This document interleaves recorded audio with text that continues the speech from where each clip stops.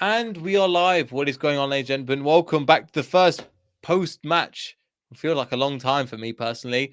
OH Leuven 3, Leicester 3.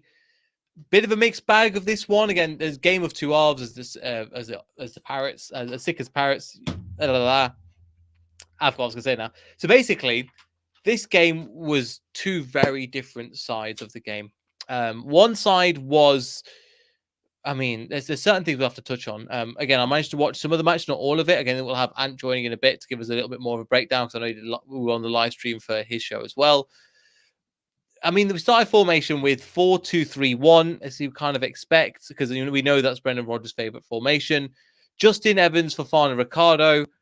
And I'm going to be honest, for 45 minutes, them four, because that's our starting back line. Again, apologies if you can see this. It's just because it's very bright outside. Justin Fofana, Evans, Ricardo just didn't look at all good at all, and I was just very, very confused by that. I was really unimpressed by a lot of that, and I think a lot of the time that's our starting back four. We need to do a lot better with that going forward. We've got KDH Samore. I wanted to do a lot better than what he actually did. It was nice. The thing is, I've seen big spraying out pass from the back, really good play overall, and in this match, he wasn't there. He did the basics kind of tidy, but he's a better player than that as well. KDH, another great performance. Some of the balls he was doing, winning the balls in a great position, his spread of play, his work rate, the fact that he was everywhere in that midfield is it's the same old story with KDH, but it's going to be a good thing as well. Again, there are some parts, again, Liam's put in the chat again. So, hi, Yeti Boy, hi, Super Spartan, and Ethan, same old story. Ethan will get there, man, don't worry. And again, this is pre-season, but it's concerning some parts. Some parts of it were concerning, considering OH Leuven were there and they were ready to go. This is their final game before they start the Belgian league, before they start. They battered us. A lot of it could have been more than 2-0. We were going into halftime. They were really going for it. And I'm hoping Leicester City learn from this, because at the time they did look uninspired. The teams look a bit flat, and it could just be down to the amount of games we haven't played, and it's still quite new to them. And sure, but again, this is the Belgian division compared to where we are. There is a different. Yes, I shall send you the link now. And sorry, I forgot to send you it. But essentially, with Leicester City at the moment, that first half, it wasn't good enough. It genuinely wasn't. A lot of the time when we were playing, we needed to do a lot better than we actually did. The standouts for me, KDH and Madison was good. Winning balls in back good areas, kind of challenging in good space as well. Overall, it's a bit of a weird one. Madison is a good player.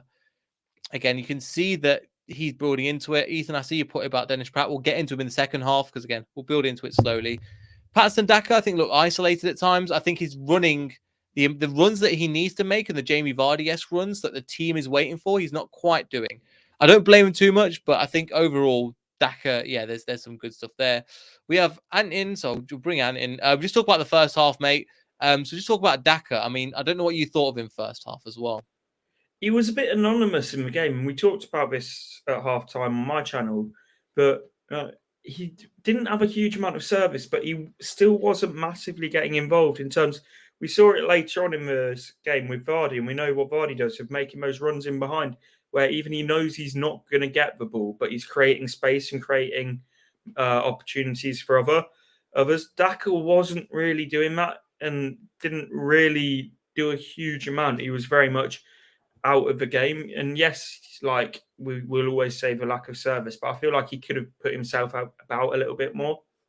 Yeah, and I think he just needs to be a little bit more mobile. And even with somebody like with way Jamie Vardy plays at the moment, he was a lot more fit and he was kind of everywhere, which was quite good at the same time. A man that's just appearing now on the screen for us, and also Iosi Perez.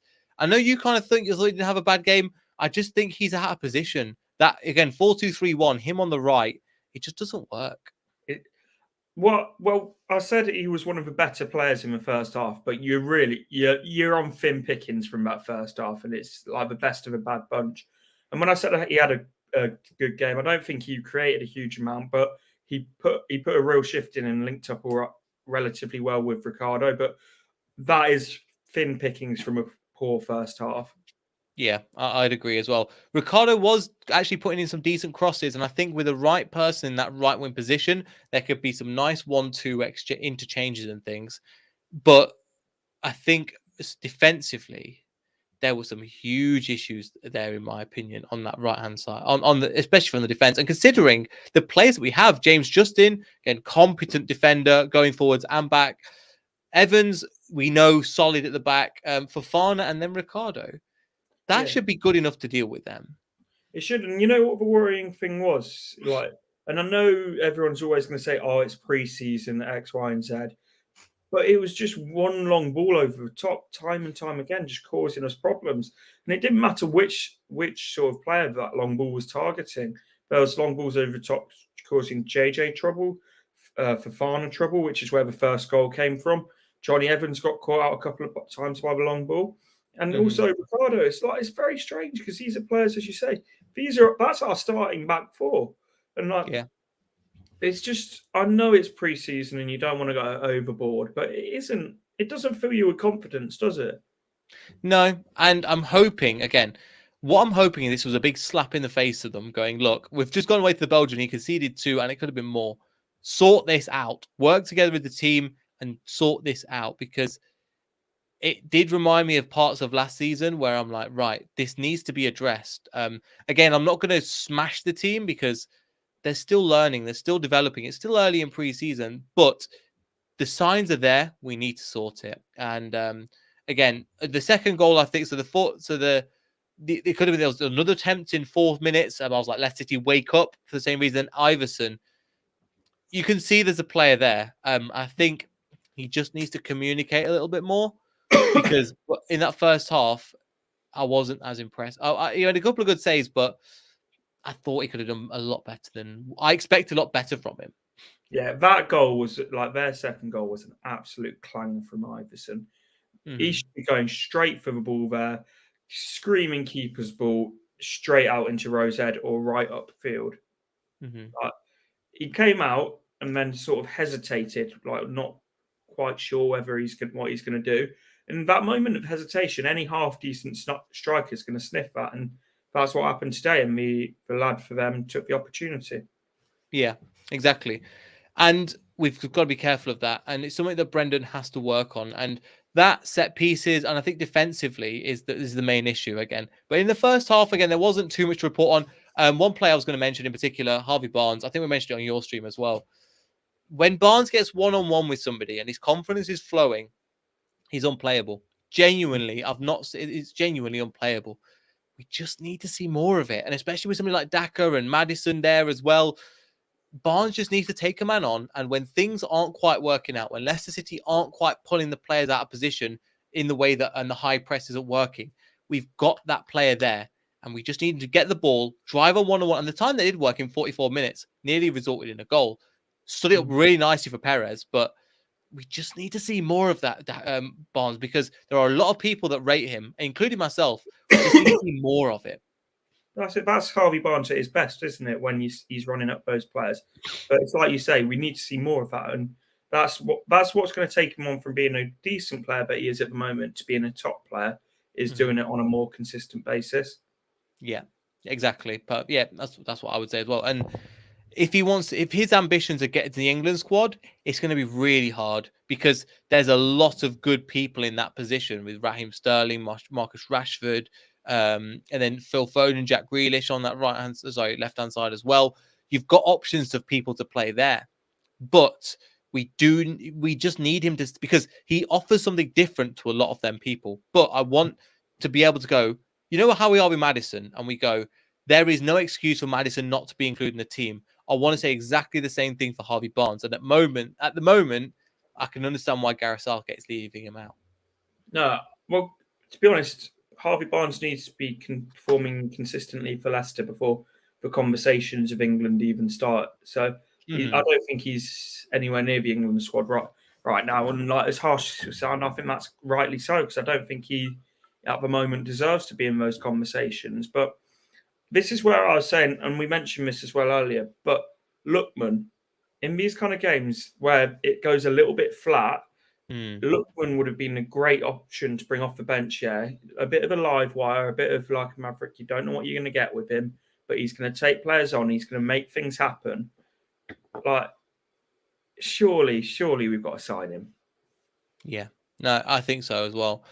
There's with the way that we play and with how reliant we are on Barnes, and with one player gone from the team, we have to change our entire tactics. It's nice to have another option, but I'm hoping once the money comes in, we can go get Lookman, because I think he can play in multiple positions as well. And Brendan likes a player that can play in multiple positions. Coming on to it again, there was something late as well. I saw Fofana's on his run. Love that. I think there was a really good bit from Dewsbury Hall, and then Barnes and Xhaka, double good save from the goalkeeper of Leuven, but that's about it. Wasn't really impressive first half. We do need to do better, and hopefully, as I'm saying again, that is a kick in the teeth for a little Leicester, and go, look, wake up.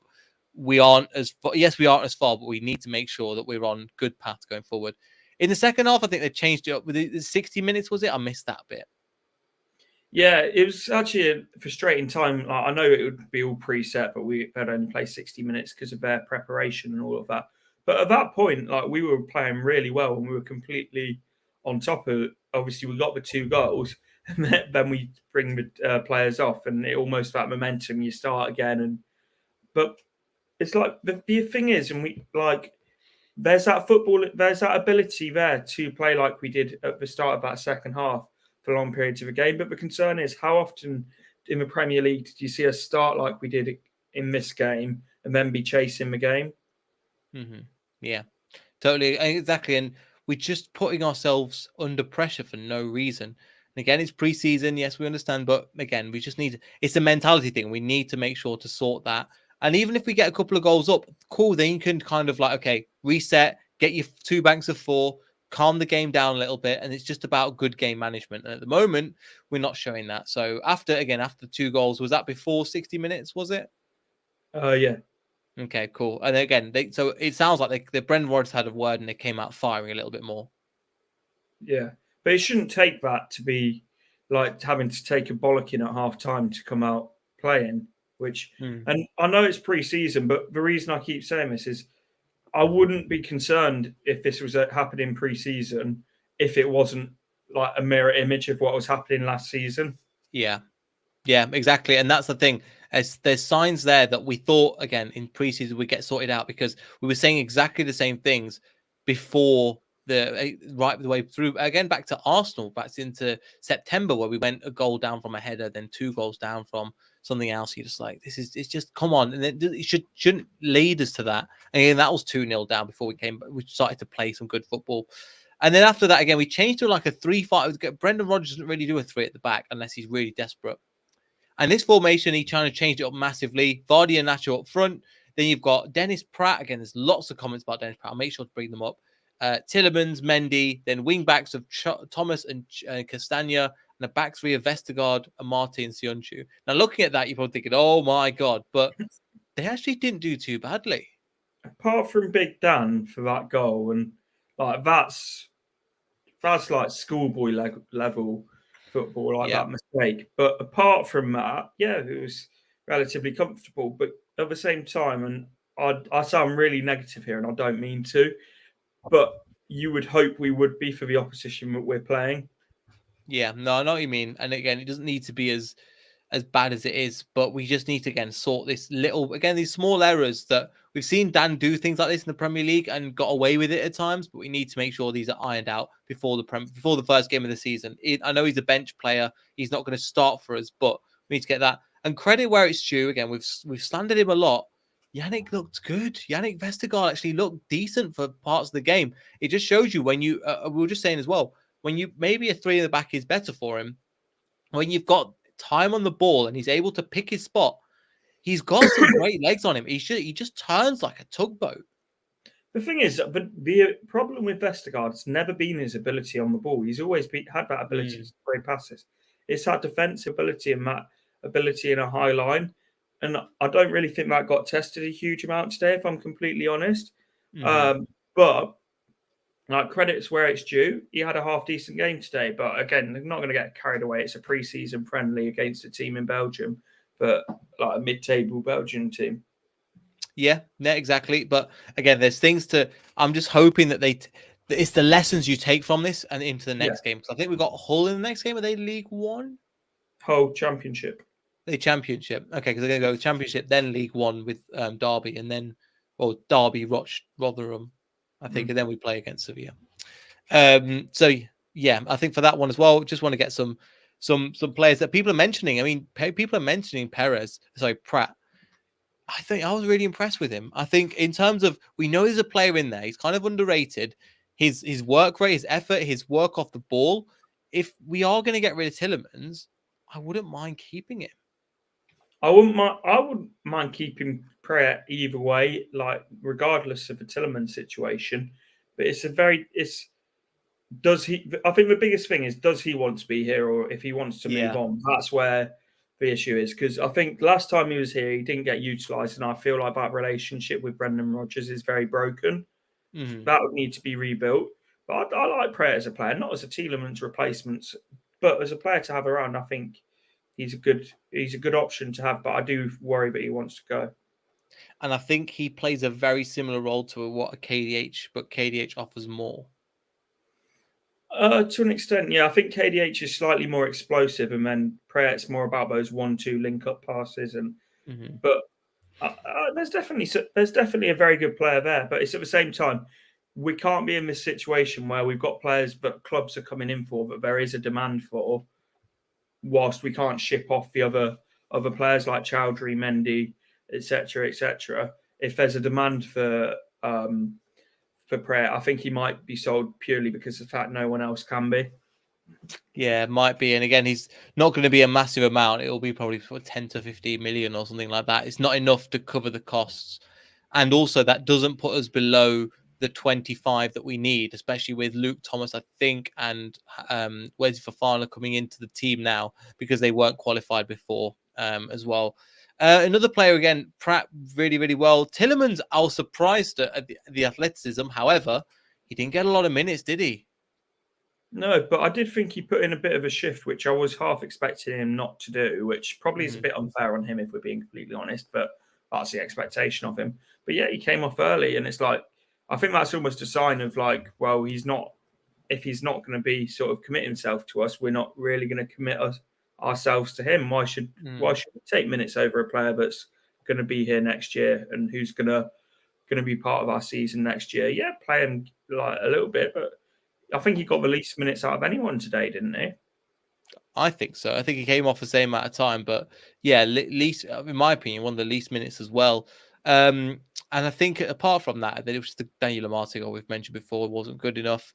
Nacho, kind of standard Nacho performance, misses some bad touches, some shots that just dragged wide, but it's frustrating because if he was just a little bit percent more, I think we know how good Nacho is. Yeah. It's like you say, typically Nacho does some brilliant stuff. Sometimes looks like a trampoline with a football at his feet. It's just a typical Nacho performance. Yeah, no, I totally agree there as well. And again, we love him for that as well. I think I'll speak to you off stream and I'll speak on your stream in terms of Man City fans seem to love him, Leicester fans seem to like him as well. But it's just a player that just can find no consistency. Again, LCFC, as Gray has put, hot and cold, and that's pretty much it. He is hot and cold quite a lot as well. And I think the last thing to mention, because again, there's not a lot to speak on. Especially in some of the young players that came on. Sammy Braybrook, started the game very steady Eddie, and I was like, that's totally fine by me. His interception play, his running off the ball, considering how small he is, I was really impressed with him. Yeah, it's like we referred it back to the Brentford performance of Dewsbury Hall a few years ago in the Cup, where he came on for 10-15 minutes, did everything he had to do, but then obviously Braybrook with a couple of interceptions. Again, not going to get carried away, but it looks like we've got another talented youngster on our hands. Exactly. Talented youngster. And again, he's coming into a position where another talented youngster as well in Callum Wright, I think, did some good stuff. I don't think he's quite ready for the first. And same with Braybrook. I think he's a little bit more behind Braybrook in terms of his development. However, Callum Wright, there was some good performances there, some technical ability to get past people, playing in that midfield position. Again, he was pushed out to that right-hand side. But I think he made some good spots at times. And it shows you that, okay, there's a player there. He's hungry to play for the team. But I think just one more loan is needed before he comes into the Premier League, before he comes into our team. Yeah, I agree. And I think it has been difficult in pre-season for him playing out on that right wing when he is naturally like a number 8 or a number 10. But like he's got, as you say, you've seen that technical ability. He's got out some tight spaces with some good footwork and some good physicality. There's clearly a player there. But like if we could send him on loan to a championship club like a Norwich or someone like that, or like a top-end championship club, I think that would be ideal. Yeah, I think so. I think so as well. And giving him the opportunity to play game in, game out, then come into the team when in 2023 we know a lot of players in that midfield will be leaving at a minimum if they don't sign contracts. Dennis Praet, Yuri Tillemans potentially if he doesn't sign a new, well, definitely if he doesn't sign a new contract. Hamza Chowdhury, Mendy. There's going to be quite a few turnarounds, so it may not be their time yet, but potentially in the future as well. And we've seen with Tuna Dewsbury Hall that could be the case. Anybody else to shout about potentially? Because there were, again, I think it was the difference in mentality coming into the second half. A lot better, a lot quicker, not quite linking up. You can see it's still pre-season, but you can see the idea, especially in that second half. So just emphasis, we want to see more of the second half, definitely. Yeah, I'd say as well, someone we haven't mentioned is Samare. I thought he got his foot in a lot more than he usually does and sort of threw his weight around a little bit more, which was nice to see. I think he was okay. I would like to see more of him, especially since Ndidi is injured. And in my opinion, he's the next in line. I wanted to see him go, right, when Ndidi comes back, we've got a you know how James Justin, where I think James Justin was there when Ricardo was out, and we went, this is a really hard decision to say who's going to play. That's what I thought he'd challenge more, and he didn't impress me as much as I thought he would. Because we know there's a great player in there. Yeah, that's it. We know there's a great player in there, but I don't see him as like that Ndidi sort of like the player similar style to Ndidi, because Ndidi is purely just a defensive, like he's a defensive freak in the nicest possible way. 4-1-4-1. Yeah. I don't think you can do that with Samore, and I still think we need to hop by another DM, because I don't think the backups in DM is good enough if we're being serious about competing, particularly when Ndidi is as injury prone as he is. Yeah. But Samore, I'm trying to look for positives with him, if I'm being completely honest. I don't think he had a bad game at all today. No, I think that double pivot of him and KDH, I've said, I think when we bought him, that could be lethal. And because they both got the defensive attributes, and that's how he played at Lille with that player alongside him, that partnership could be really special. Yeah, he was Renato Sanchez, so a player who's similarly sort of like to Dewsbury Hall, quite athletic, quite box to box, gets himself about the pitch. Yeah. And Kieran as well with Kieran as well, obviously he took his goal really well. Again, I just saw it on the replay, I didn't see it in real time. But I think that's one area of his game that he said in pre-season that he really wants to add to. And from what we're understanding as well, this is only the beginning for him. So I think he's one that's going to be I'm really looking forward to next season. Yeah, big year coming up for him. Yeah, definitely. Anything else I was going to say? Anything else that you want to say before we wrap up? No, I think we've covered everything. Yes, one thing. Thank you, everyone, for 2K subs. Oh, yes. Yes. Absolutely brilliant achievement. And well done to you. I know it's, as we say, it's a joint channel with James, yourself, and me. But obviously, you've done a lot of the work for this. So big well done to you as well. Thank you, mate. Yeah, I'm not very good at taking compliments, but yeah, thank you everybody for 2K. Again, it's a massive thing. We're going to keep on doing what we're doing at the moment. Going to bring you same stuff we usually do. We'll be back again post match for the Hull game. We might be doing a video, but again, just because it takes a lot of effort to put these in. So we really appreciate everybody subscribing, liking us, sharing us, all that good stuff. We'll see everybody for the Hull preview later on. And thank you to everybody for the comments as well. You've been great. All the best. Goodbye.